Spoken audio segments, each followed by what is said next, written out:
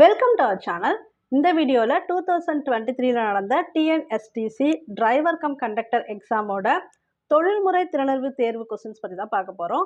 இந்த சேனலுக்கு புதுசுனா சப்ஸ்கிரைப் பண்ணி வச்சுக்கோங்க, பெல் ஐக்கானு கிளிக் பண்ணி வச்சுக்கோங்க. அப்போ தான் நாங்கள் போடுற வீடியோ இமீடியட்டாக உங்களுக்கு ரீச் ஆகும். ஆல்ரெடி இந்த சேனல்லே ஜென்ரல் ஸ்டடீஸ் கொஸ்டின்ஸும் போட்டிருக்கோம். அதாவது 2023 நடந்த எக்ஸாமோட ஜென்ரல் ஸ்டடீஸ் கொஸ்டின்ஸ் போட்டிருக்கோம். இந்த தொழில்முறை திறனறிவு தேர்வு கொஸ்டின்ஸ்க்கு அப்புறம் உங்களுக்கு நான் தமிழ் கொஸ்டின்ஸும் போகிறேன். ஏன்னா உங்களுக்கு ஒரு ஐடியா கிடைக்கும், அதை பேஸ் பண்ணி நீங்கள் படிச்சுக்கலாம். ஓகே, இப்போ நம்ம வீடியோக்குள்ளே போயிடலாம். சிவப்பு விளக்கு ஒளிரும் போது வாகனத்தை நிறுத்தி பச்சை விளக்கு ஒளிரும் வரை காத்திருக்க வேண்டும். சாலையை வேகமாக கடந்து செல்லலாம். செல்லிடப்பேசியில் உரையாடலாம். பாதை தெளிவாக இருக்கும்போது தொடர்ந்து செல்லலாம். ஆன்சர் கெஸ் பண்ணுங்க.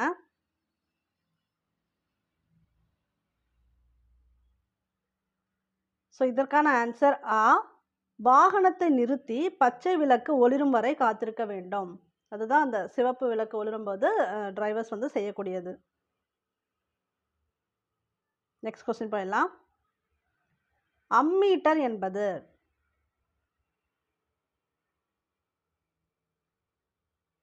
நீங்களே படிச்சு பாருங்க, நீங்க கெஸ் பண்ணுங்க ஆன்சரை.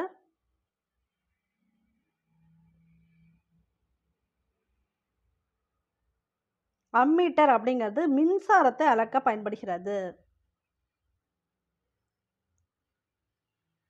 கனரக வாகனங்களில் எவ்வரிசையில் எரிபொருள் ஸ்ப்ரே செய்யப்படுகிறது?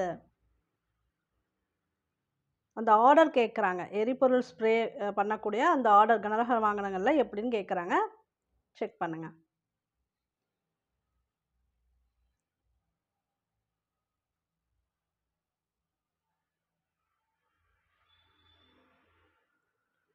ஸோ இதற்கான விடை ஆ 142635. நீங்கள் இதை எப்படி ஞாபகம் வச்சுக்கலாம்னா, ஒரு நம்பராக வந்து படிச்சுக்காங்க. 142 635 அப்படின்னு நீங்கள் மனப்பாடம் பண்ணிக்காங்க. அப்போ தான் இது உங்களுக்கு ஞாபகம் இருக்கும். 142 635ன்னு தெளிவாக ஞாபகம் வச்சுட்டிங்கன்னா இது உங்களுக்கு ஞாபகம் வரும்.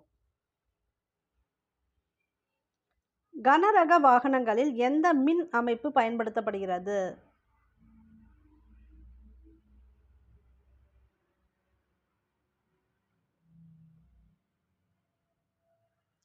வோல்ட் 24 அதுதான் வந்து கனரக வாகனங்களில் பயன்படுத்தக்கூடிய மின் அமைப்பு.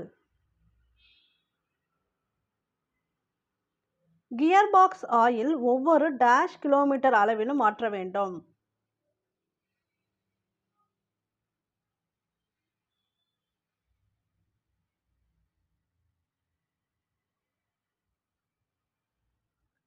ஸோ இதற்கான விடை இ 1,20,000 கிலோமீட்டர். இதுதான் அந்த கேப். அந்த 1,20,000 கிலோமீட்டர் வந்து ரீச் ஆயிடுச்சு அப்படின்னா கியர் பாக்ஸ் ஆயில் திரும்ப மாற்றணும். அதான் கேட்டிருக்காங்க. 1,20,000 கிலோமீட்டர். பேட்டரி முழு சார்ஜ் நிலையில் இருக்கும்போது அதன் அடர்த்தி எண் என்ன?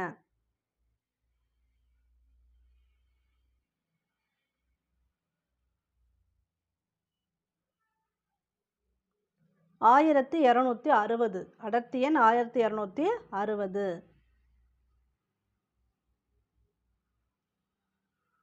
கனரக வாகனங்களில் எந்த கிரேடு என்ஜின் ஆயில் உபயோகப்படுத்தப்படுகிறது?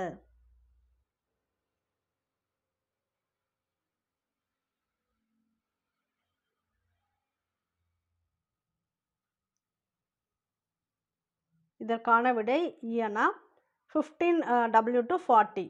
ஸோ இந்த கிரேடில் தான் வந்து என்ஜின் ஆயில் கனரக வாகனங்களில் பயன்படுத்தப்படுகிறது. பின் சக்கரங்களுக்கு எவ்வளவு டிஃபரன்ஷியல் சக்தி எவ்வளவு திருப்பிவிடப்படுகிறது?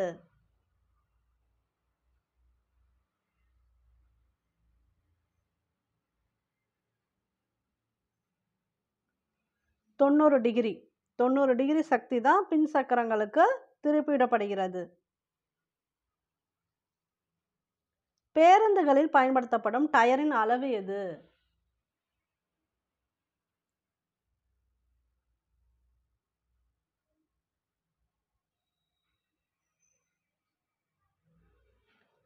அளவு பார்த்தீங்கன்னா 9.00 × 20 அண்ட் 10.00 × 20. அந்த ×20 மாறல, ரெண்டுமே கரெக்டு தான். மேக்ஸிமம் எல்லா இடத்துலையும் அதே தான் கொடுத்துருக்காங்க. நீங்கள் வந்து அந்த 20 வந்து ஞாபகம் வச்சுக்காங்க. ஃபஸ்ட்டில் இருக்கக்கூடியது பார்த்தீங்கன்னா 9.00, அடுத்தது 10.00, அவ்வளோதான்.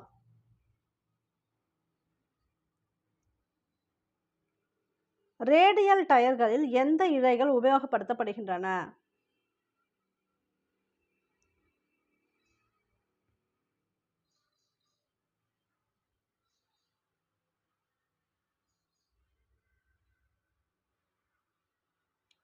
உலோகத்தால் ஆன மெல்லிய இழைகள். உலோகத்தால் ஆன மெல்லிய இழைகள் தான் ரேடியல் டயர்களில் உபயோகப்படுத்தப்படுகின்றன. வளைவுகளில் வாகனம் திரும்ப நேர்ச்சாலையை விட அதிக டேஷ் தேவைப்படுகிறது.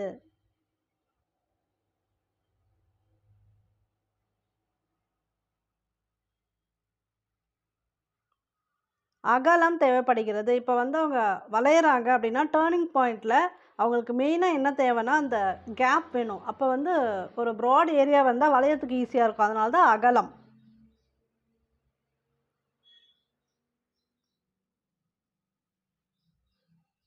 கட்டி இழுக்கும் வாகனத்தின் பின்பக்கத்திற்கும் கட்டி இழுக்கப்படும் வாகனத்தின் முன்பக்கத்திற்கும் இடையே எத்தனை மீட்டர் இடைவெளி இருக்க வேண்டும்?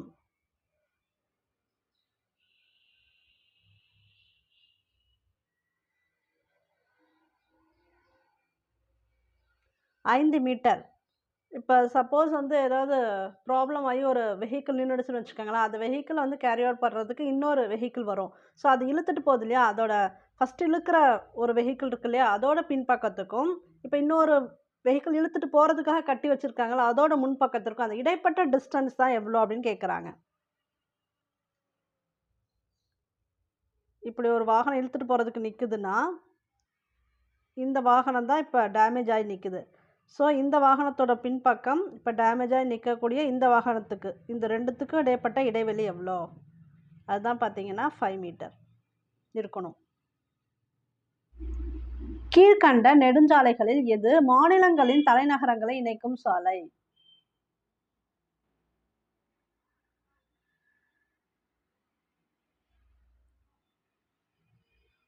தேசிய நெடுஞ்சாலைகள். என்ஜினிலிருந்து உருவாகும் சக்தியை பின் சக்கரங்களுக்கு கடத்தும் அமைப்பு.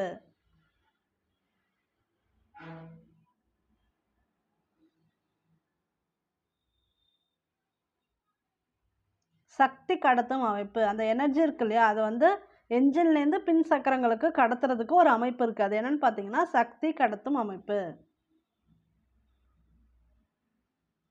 கியர் பாக்ஸில் இருந்து வரும் இயந்திர சக்தியை அச்சுக்கு எடுத்து செல்வது எது?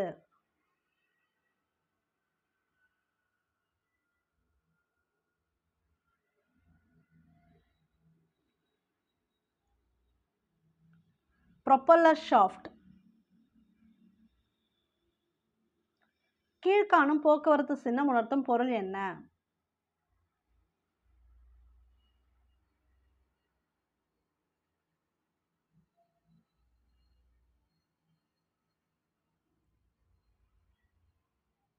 இது வந்து வாகனங்கள் நிறுத்தி வைக்க தடை. இந்த மாதிரி போக்குவரத்து சின்னங்கள்லேருந்து கண்டிப்பாக கொஸ்டின்ஸ் வரும். ஏன்னா டிரைவர் கண்டக்டர் எக்ஸாம் எழுதுறவங்களுக்கு இதுதான் முக்கியமானது. இந்த சின்னங்கள் வந்து எல்லாமே நீங்கள் தெரிஞ்சு வச்சுக்கணும். வாகனங்கள் நிறுத்தி வைக்க தடை தான் இதுக்குரிய விடை. ஓட்டுநர் ஊர்வலம் அல்லது அணிவகுப்பு போகும்போது அதனை அணுகியோ கடந்து செல்ல நேரிட்டால் வாகனத்தை கீழ்குறிப்பிட்ட எந்த வேகத்திற்கு மேற்படாமல் ஓட்ட வேண்டும்?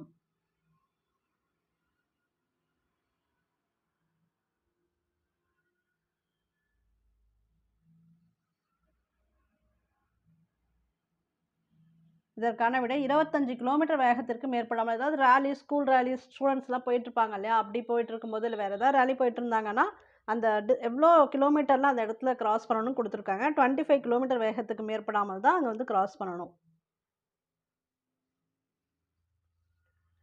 கீழ்காணும் எந்த பிரிவின் கீழ் குடிபோதையில் வாகனம் ஓட்ட தடை உள்ளது?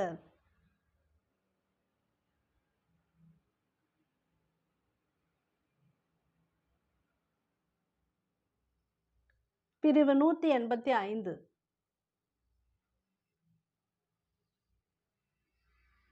ஸ்டியரிங் அமைப்பு வாகனத்தை டேஷ் ஏதுவாக வாகனத்தில் பொருத்தப்பட்டுள்ளது?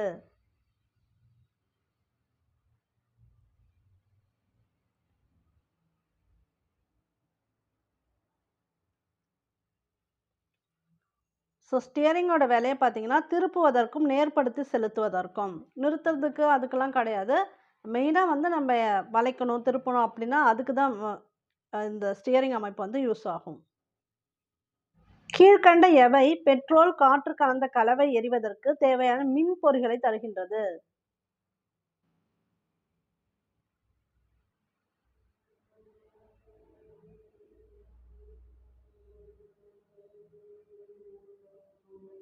Spark plug. பெட்ரோல், காற்று கலந்து கலவை எரிவதற்கு தேவையான மின் பொறிகளை தர்றது ஸ்பார்க் பிளக். மின் பொறினா ஸ்பார்க் வர்றதா சொல்லுவாங்க. அப்ப ஞாபகம் வச்சுக்கோங்க. Spark plug.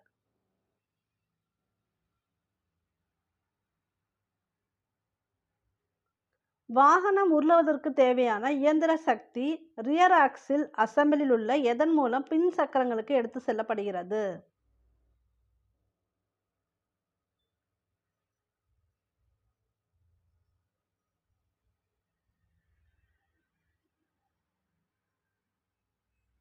டிஃபரன்ஷியல். டீசலை ஃபயரிங் ஆர்டர் வரிசைப்படி இன்ஜெக்டர்களுக்கு பிரித்து கொடுப்பது?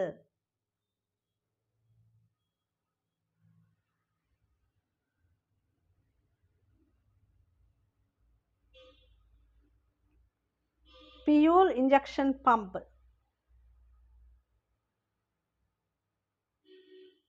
தமிழ்நாடு மோட்டார் வாகன விதி 405A என்பது எதனை குறிக்கின்றது?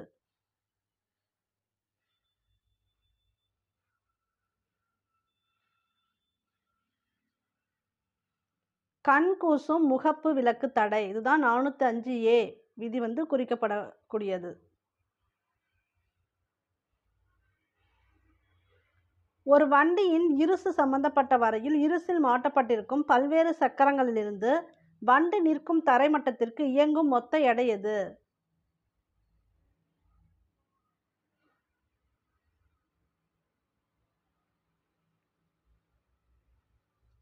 இருசின் எடை. ஓட்டுநரின் முதற் கடமை என்ன?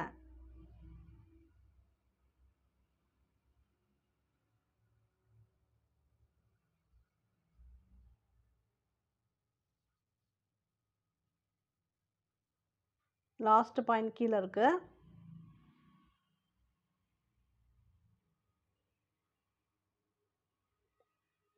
இதற்கான விடை லாஸ்ட் பாயிண்ட் தான். மோட்டார் வாகன சட்ட விதிகளை அனுசரித்து பாதுகாப்புடன் ஓட்டுதல் தான் ஓட்டுநரோட முதற் கடமை. திடீரென்று பிரேக் பிடிக்கவில்லை என்றால் விபத்துகளை எவ்வாறு தவிர்ப்பது?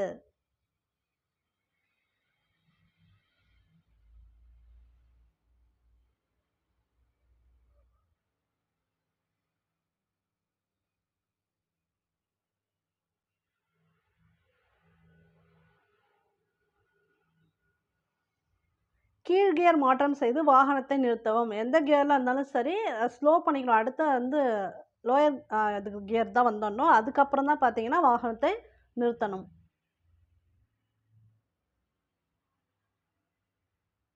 கனரக வாகனத்தின் மொத்த எடை குறைந்தது எவ்வளவு இருக்க வேண்டும்?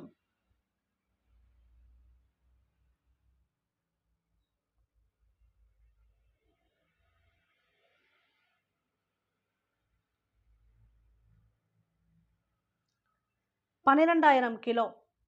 இதெல்லாம் வந்து நீங்க கனெக்ட் பண்ணி படிச்சுக்கலாம். இது வந்து 12,000 கிலோ 1,20,000 கிலோமீட்டர்ல அந்த கியர் பாக்ஸ் ஆயில் மாத்தணும். ஏன்னா கிட்டத்தட்ட ஒரே மாரி வருது இல்லையா? அதெல்லாம் வந்து நீங்க ஒரே பாயிண்ட்ல நோட் பண்ணி வச்சுட்டு படிச்சுக்கங்க. திரவ எரிபொருள் என்பது எது?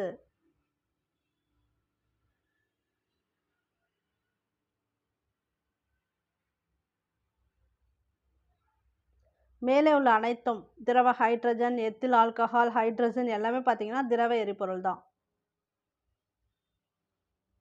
எந்த போக்குவரத்துக்கு நேரடியாக உற்பத்தியாளரையும் நுகர்வோரையும் இணைக்கிறது?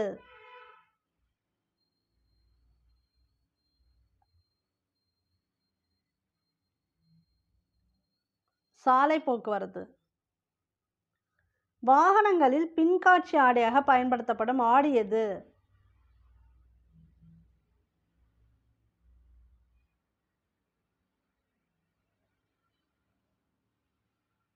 குவி ஆடி. வாகனங்களில் பின்காட்சி ஆடியாக பயன்படுத்தப்படும் ஆடி குவி ஆடி. ஓகே, தேங்க்யூ ஃபார் வாட்சிங்.